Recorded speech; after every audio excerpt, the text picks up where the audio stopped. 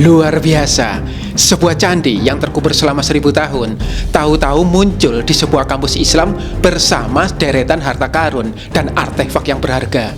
Ialah Candi Kimpulan yang keberadaannya menghebohkan warga, sekaligus membawa misteri untuk dikuak. Oke teman-teman, kita masih di Indonesia, tepatnya di Yogyakarta. Dan candi ini kira-kira dibangun bersamaan saat para filsuf Tiongkok menyusun 4 ensiklopedia di bawah pemerintahan dinasti Song. Yuk, kita ke sana.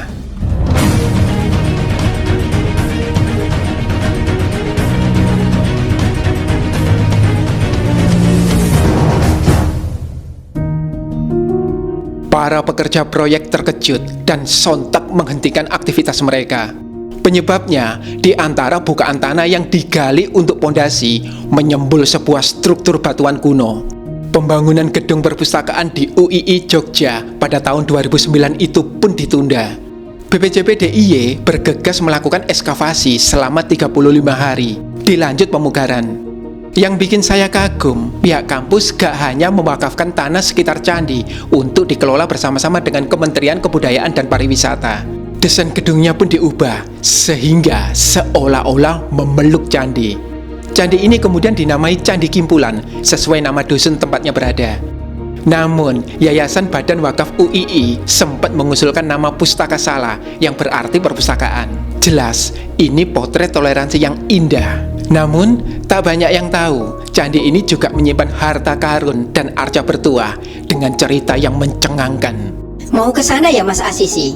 Ikut. Yuk, kita meluncur ke Kimpulan.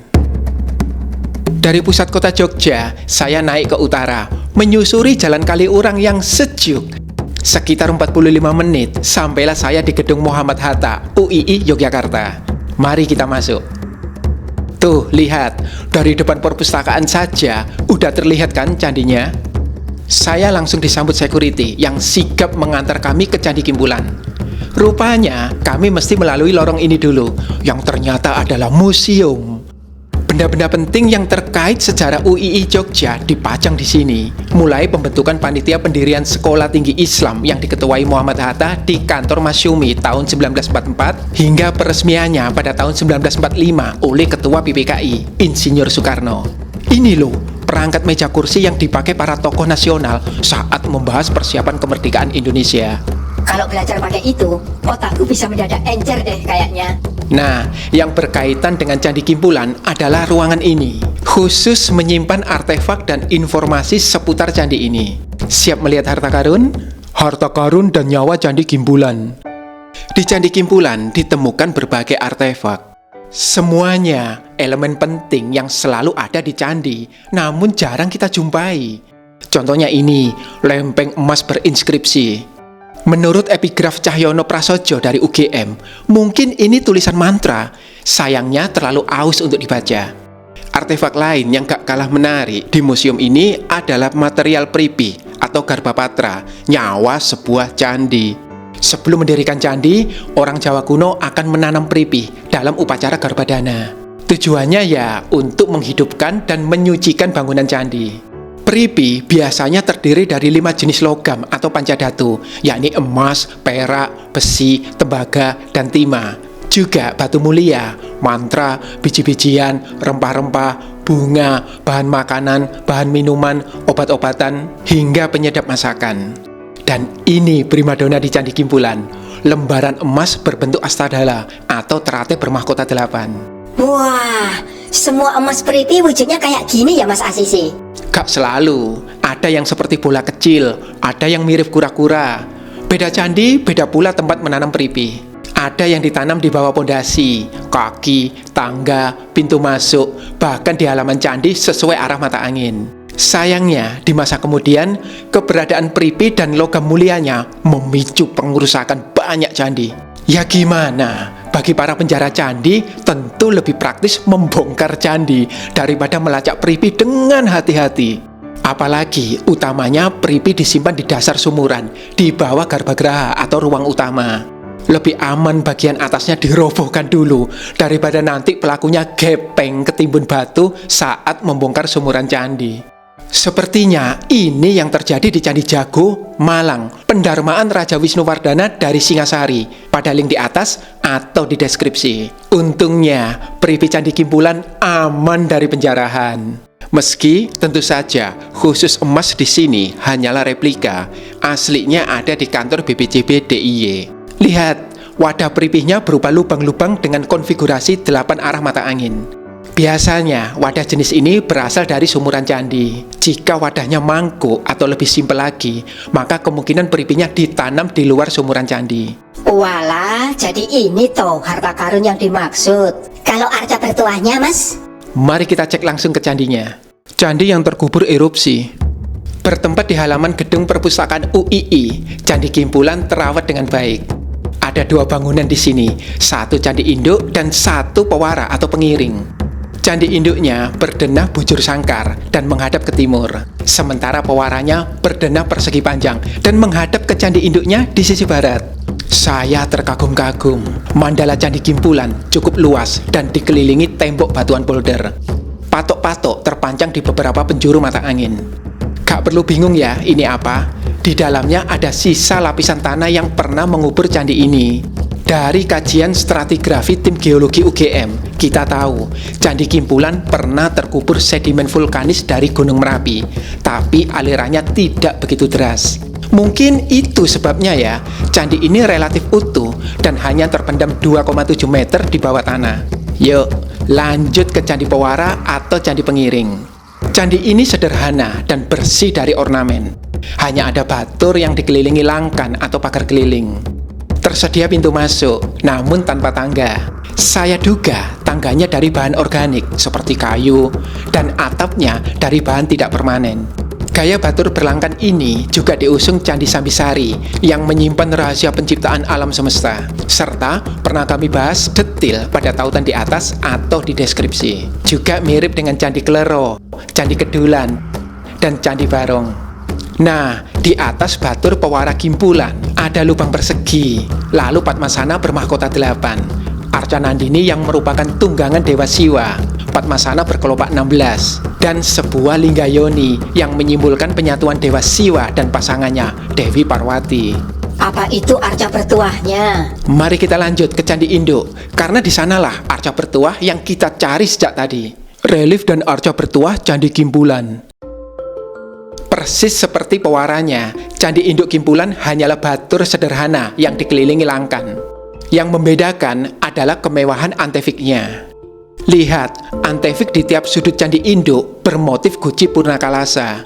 Sementara antefik di sisi barat berisi tirai dengan sulur gelung yang melingkupi bunga beruntai mutiara. Di utara dan selatan ada antefik berisi kirti muka bercakar yang lagi melet. Kirti mukanya kocak suka bercanda. Yang pasti saya jadi teringat pada kirti muka di halaman Candi Pringapus yang pernah kami ungkap asal-usulnya pada tautan di atas atau di deskripsi. Sama seperti pewaranya, Candi Induk Kimpulan diberi pintu kecil tanpa tangga naik. Bedanya, di sisi kiri dan kanan pintu ada relief manusia yang duduk membawa teratai. Ada apa ya di atas batur candi utama? Apa di situ arca bertuah yang kita cari sejak tadi? Wah, di sini ada linggayoni yang sama sederhananya dengan linggayoni di Candi Pewara. Tapi di sebelahnya mendekam arca Ganesha yang duduk menghadap barat. Posisi ini namanya Utkuti Kasana atau bersila dengan telapak kaki saling menghadap.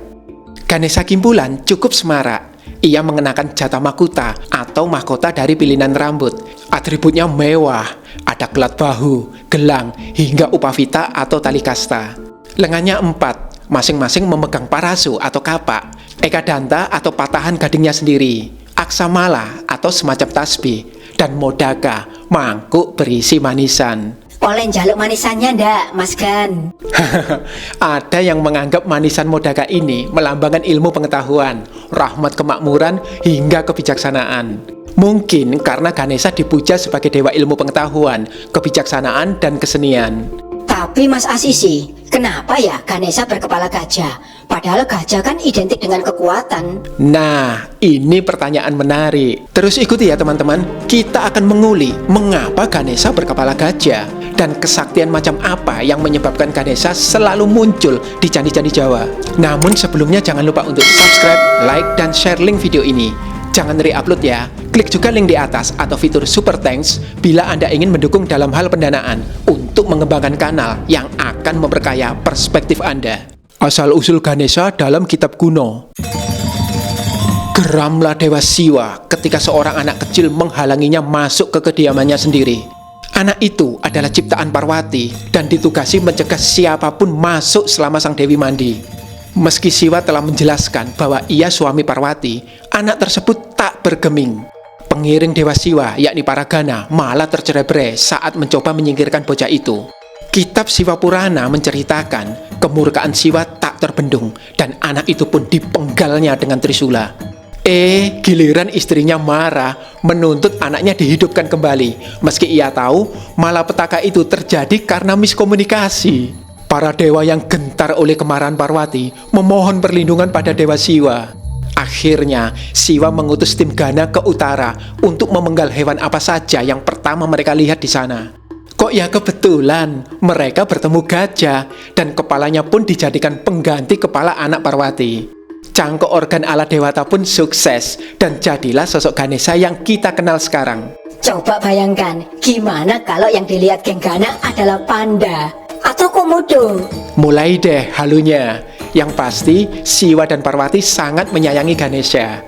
Ia didaulat memimpin para Gana dan diberi nama Ganapati. Kisah dari kitab Siwa Purana ini hanyalah satu dari sekian banyak versi mengenai asal-usul Ganesha.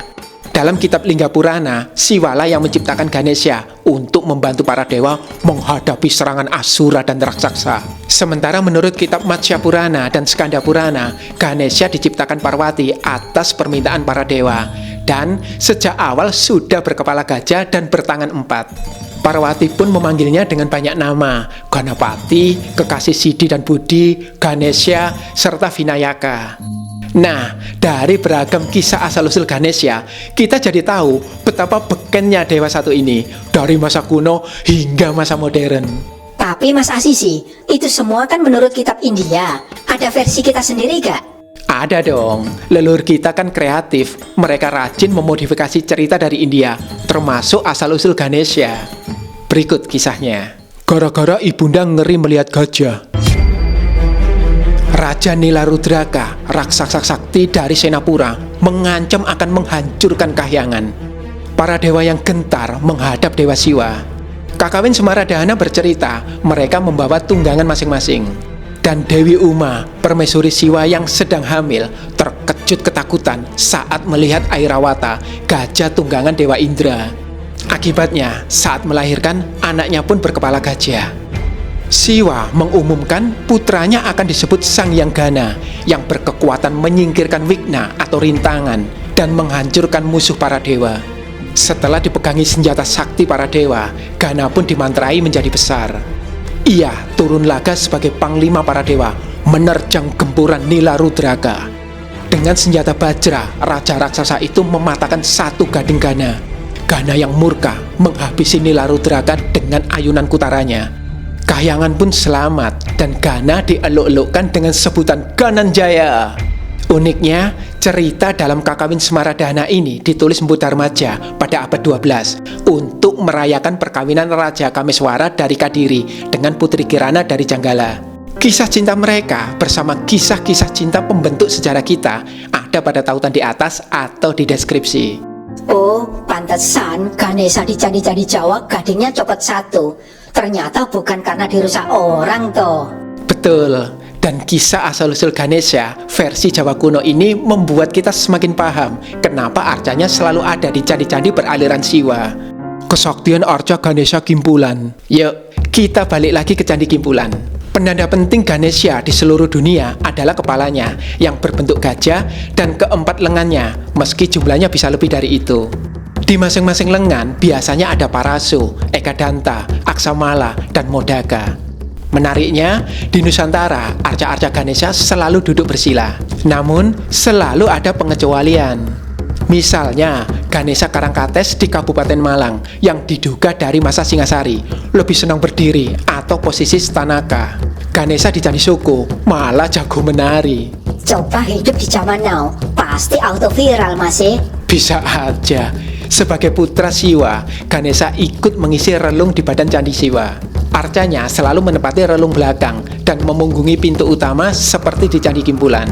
Namun, ada kalanya arca Ganesha dibuat tanpa candi dan ditempatkan di area berbahaya sumber bencana, seperti pinggir jurang, sungai, hutan, dan lainnya. Kira-kira kenapa ya? Tentu karena Ganesha diyakini mampu menelan kemalangan dan menolak bala, termasuk bencana. Apa itu kesaktian arca Ganesha di Candi Kimpulan, Mas Asisi? Wah, saya cuma bisa berpendapat keberadaan arca Ganesha di Kimpulan, juga arca-arca lain di sana, adalah bukti kuat bahwa candi ini merupakan tempat pemujaan terhadap Dewa Siwa. Dan sebagaimana candi Siwa lainnya, objek utamanya ya tetap Linggayoni yang menempati pusat batur di candi utama dan menyimbolkan penyatuan Siwa Parwati. Sayangnya, tidak ada data tertulis mengenai kapan tepatnya Candi Kimpulan dibangun dan oleh siapa. Namun, dari bentuk bangunan dan arcanya, sejarawan menduga candi ini dibangun pada abad ke-9 hingga 10 Masehi, di masa Kerajaan Medang atau Mataram kuno. Ya, mungkin ini akan menjadi misteri yang sulit dijawab dengan pasti. Tapi gak masalah, Candi Kimpulan sudah istimewa dengan caranya sendiri. Di tengah berbagai kabar tentang cagar budaya yang dijarah, dirusak, atau dialihfungsikan, entah karena ketidakmengertian masyarakat atau motif lainnya, di Candi Kimpulan saya terharu ketika UII Jogja memutuskan untuk memeluk candi ini dan menjadikannya bagian dari mereka. Ini membuktikan perbedaan tidak perlu menjadi wigna atau halangan untuk belajar. Justru keimanan yang bersinergi dengan ilmu pengetahuan dan dipupuk semangat toleransi pasti melahirkan kebijaksanaan. Semoga kita dapat menjalani hidup dan melalui rintangannya dengan bijak sambil bermanfaat bagi sesama, layaknya Ganesha yang ada di candi-candi kita dan di Candi Pustakasala.